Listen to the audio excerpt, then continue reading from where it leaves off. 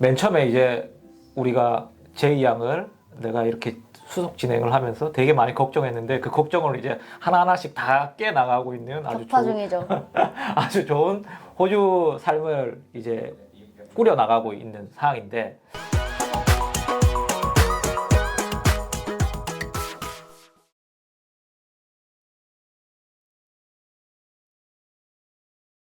학업을 이렇게 하잖아요. 그럼 예전에는 코로나 이전에는 내가 이제 학생들한테 듣기로는 유학생들이 꽤 많이 있고 한국 분들도 꽤 많이 있어서 같이 막 그룹을 이루면서 서로 으쌰으쌰 도와가고 좀 힘든 게 있으면 끌어다 주고 맞아요. 좀 처지는 애들 있으면 밀어도 주고 저도 그런 걸 기대했었는데. 이렇게 얘기를 했었는데 코로나 상황이라서 학생들이 되게 작았을 것 같은데 유학생들이 맞아요. 어떻게 이겨냈나요? 뭔가 팁이 있었나요?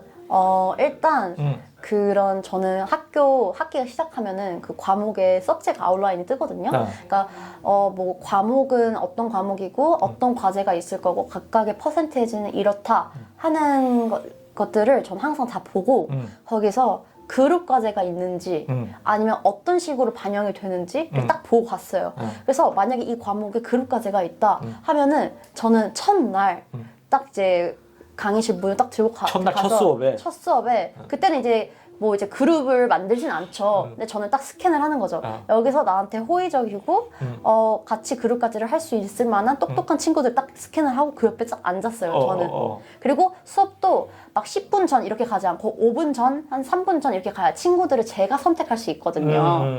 그래서 그때 딱 가서 친구들 딱 스캔하고 10분 전에 가면 내가 먼저 앉아 있어야 되니까 3분 전 정도에 가도 괜찮거든요. 그래서 친구들이 앉아있는 걸 보고 제가 그 무리를 제가 선택하는 거죠.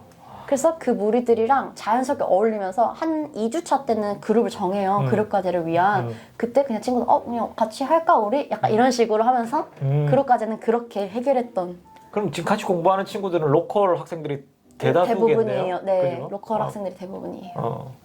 그럼 이번 연도는 약간 이제 코로나 회복 구간의 본격적인 시작 연도였는데 그 전에는 유학생들이 전체 퍼센티지를 100으로 따진다면 몇 네. 퍼센트 정도 됐었어요?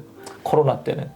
지금도 코로나긴 하지만 2020년 완전 그 절정이었을 때요? 21년도 와, 10%도 안 됐던 것 같아요. 그래요? 있어도 그때 당시에는 되게 다 돌아가는 분위기였어요. 그래서 제가 코로나였을 때 같은 학년에 그래도 10%의 그런 유학생들이 있었거든요. 근데 다 돌아갔어요, 한국으로. 왜냐면 온라인 수업으로 한다고 하니까 위험하기도 하고 락다운도 한다고 하니까 다 돌아가더라고요. 그래서 여기 호주에 남아있는 현지에 남아있는 한국인은 저랑 어떤 언니 포함해서 2명밖에 없었던 걸로. 진짜? 네, 정말 없었어요. 그럼 지금 2022년이 돼가지고는 조금 더 늘어난 상황인가요? 2020년 때는 좀 늘어난 것 같아요. 근데 본인이 2학년이니까 네, 저 2학년이고 좀 틀리겠지? 근데 사실 그때 한국에 돌아갔던 사람들은 실습을 못했잖아요. 그러니까 1학년으로 다시 들어가는 거죠. 그래서 저랑 졸업 연도가 차이가 나요. 그렇구나. 네. 그래, 뭐가 어떻게 됐든지 간에 뭐 회복이 될 가능성이 있다고 그러면 버텨서 할 수 있는 것들을 충실하게 하는 게 맞아요. 좋은 것 같아요. 그러면은 지금 내가 이제 들어보니까 지금 3잡을 하고 있잖아. 네. 그러면은 어떠한 일들을 학업하면서 하고 있고 네. 또 그게 병행할 만한가요? 일단 사람에 좀 따라 다른 것 같아요. 저는 한국에서도 20살 때 알바를 했었어서 그렇게 막 힘들진 않았거든요. 그래서 저는 지금 3가지 일을 하고 있는데요. 하나는 호주 처음 도착했을 때부터 하고 있는 호스피탈리티 쪽에. 네. 그 일을 아직까지도 하고 있고요. 그 다음에 2번째는 제가 일하고 있는 심장투석실 클리닉에서 이제 AIN으로 일을 하고 있고, 네. 그리고 3번째는 너싱 에이전시에 AIN을 등록돼서 파견 나가는 식으로 근무를 하고 있습니다. 파견 AIN 간호사처럼 해서 나가고 있군요.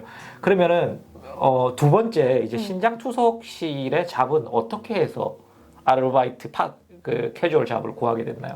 그게 제가 처음에 1학년 때는 간호 관련된 직업을 구할 수가 없었어요. 아는 사람도 없고 자격도 안 됐기 때문에. 근데 제가 일하고 있는 호스피탈리티 잡을 아직까지 하고 있지만 그때 당시 일하고 계셨던 주방장님이 퇴직을 하시면서 홈파티를 여셨거든요. 근데 갔는데 와이프, 아내분께서 한국인이시고 간호사를 하시고 계셨었어요.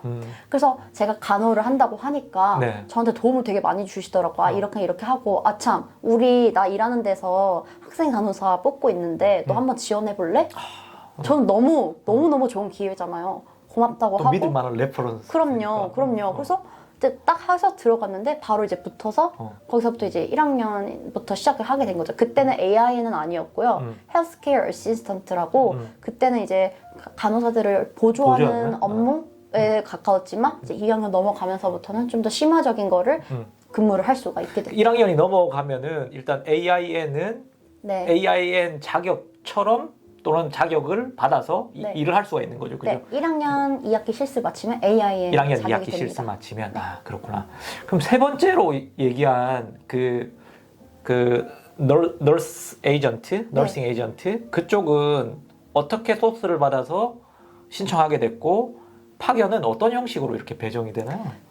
제가 일하는 또 이제 신장투석실에서 같은 사람들끼리 다 이제 모이잖아요. 근데 이 사람들이 이 직업만 하고 있는 게 아니에요. 여러 가지 직업을 가지고 있는데 그 중에 한 사람이 이 신장투석실에서 간호사로 근무하면서 에이전시에도 등록이 돼 있더라고요. 그래서 에이전시에 등록이 돼 있으면서 다른 병원을 파견을 나가는 형식으로 근무를 하고 있어서 저한테 그걸 추천을 해주더라고요. 우리 에이전시 지금 AIN 뽑고 있어. 한번 지원해봐. 그거 시급도 되게 괜찮아. 라고 하면서 저도 좀 솔깃했죠. 그래요? 그럼 또 이제 레퍼런스 받아가지고 지원을 해서 지금 등록이 된 상태고요.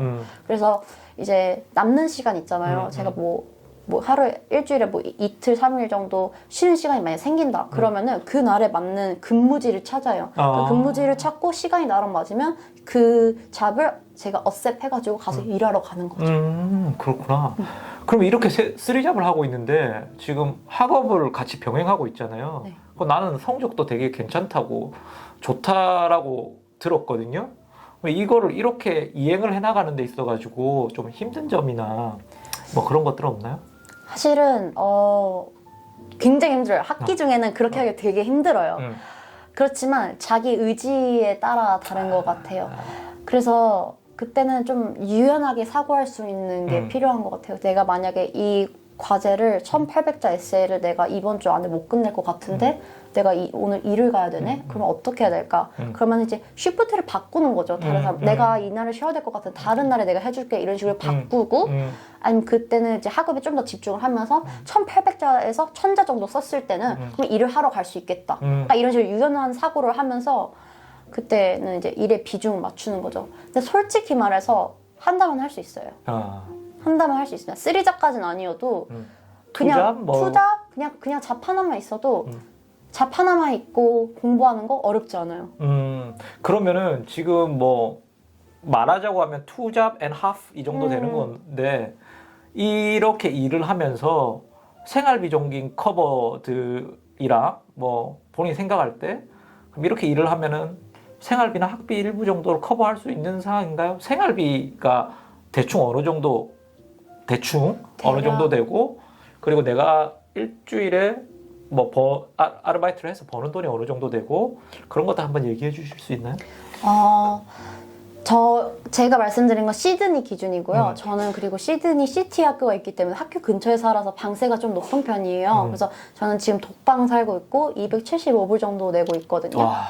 근데 그것도 이제 완전 시티는 아니고요. 이 지역에서 조금 지하철 한 2정거장 떨어진 곳에서 살고 있는데 원존 정도? 네. 그 정도에서 살고 있는데 거기서 쓰는 이제 돈 275불 그 다음에 왔다 갔다 하는 교통비 일할 때는 쓰는 교통비 그 다음에 핸드폰비 뭐 등등 부대 비용 하면은 일주일에 시드니에서 아껴서 한 700불 정도 쓰는 것 같아요. 일주일에? 네, 일주일에 700불? 그럼 방값이 그 비용에 있어가지고 3분의 1을 넘어가네요, 그죠? 네.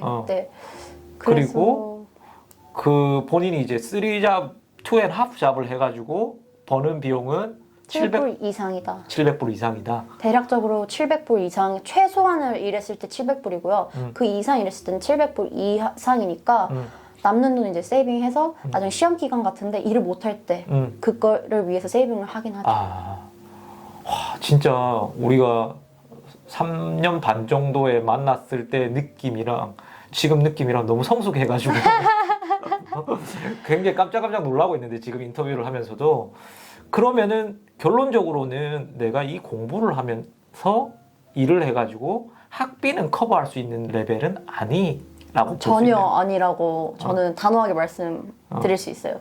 왜냐면 시드니, 특히 시드니에 위치한 간호대학의 학비들은 되게 좀 높은 편에 속하잖아요. 그죠. 근데 그거를 이제 간호사, 그러니까 학생 간호사의 그런 주급으로는 절대 커버를 할 수가 없어요. 그래서 제가 아는 인터내셔널 친구 중에 한 명이 있는데요. 그 친구는 인도네시아 친구인데 18살, 19살, 그러니까 딱 성인이 됐을 때 호주에 와가지고 5년 동안 5년? 네 일만 했어요. 어. 그러니까 어홀, 세컨, 뭐 학생 비자 이렇게 전전하면서 5년 동안 일만 엄청 했대. 걔는 쓰리잡을 계속 했다고 했어요. 그래서 5년 동안 아, 대단하다. 3년의 간호 학비와 여유분의 생활비, 그러니까 1억 정도를 모아온 거죠. 그 1억을 모아와서 1억 조금 넘는 돈을 모아서 지금 되게 여유롭게 공부하고 있어요. 배 두드리면서. 네, 그래서 그 친구는 정말 대단한 친구죠. 그렇지. 와, 5년 동안 쓰리잡을 계속 유지하는 게 정말 그 의지가 굉장히 대단해야지 맞아요, 할 수 있는 맞아요. 부분이니까. 그래요.